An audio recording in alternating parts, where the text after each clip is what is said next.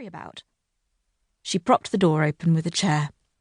Besides, if we leave this door open, no one will see the open sign from the street. But if you leave the door open like that, Irene said dryly, they won't need to see the sign. They'll think we're already open.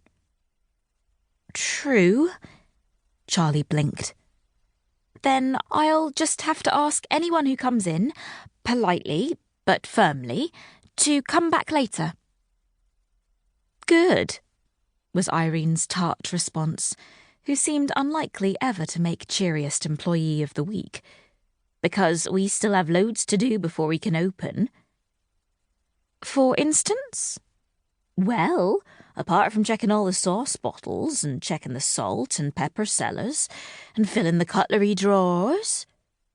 Irene began to count the jobs off on her knobbly fingers.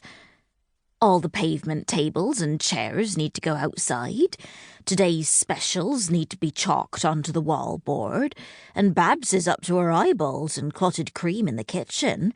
She's prepping cream teas for 100 covers like you suggested. Someone ought to help her before she drowns in strawberry jam. Babs was her chef-cum-baker, who seemed far less experienced than her CV had suggested, which was yet another thing to worry about. But Charlie was trying to keep a happy face on, at least until after this first week was finished.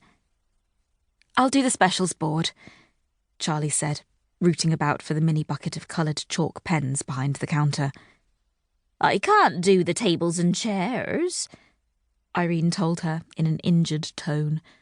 Not all on my own. Not with my bad back. Your back, of course. Charlie managed a faint smile. Another reason why she had wanted a student, though it was true that experience ought to count more than ability to move about in a timely fashion. She could really do with someone whole and hale right now. Fine, okay. I'll do the tables and chairs, you do the board.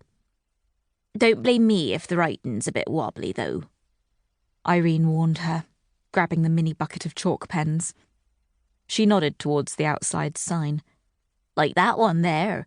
I did my best, but I told you, I'm not much of an artist. That's not a problem. Just make sure all the spelling is accurate, and the apostrophes. People always notice when the apostrophes are wrong. Can't do punctuation, sorry. Irene picked up a green chalk pen and glared at it accusingly, as though it was to blame for all her shortcomings. I was rubbish at English at school. Besides, you never said anything about punctuation at the interview. Well, so long as it's spelt correctly. Can't spell too good neither. But when Charlie reached reluctantly for the bucket, Irene clutched it to her chest. I'll do my best, though.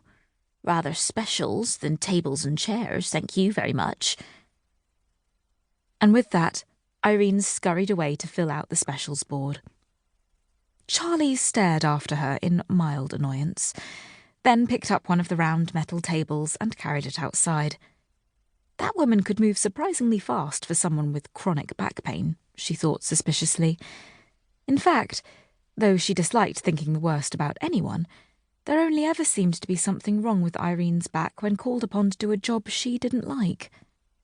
You ought to be stricter with that one, Mrs. Petals said from the door of the art gallery next door, making her jump.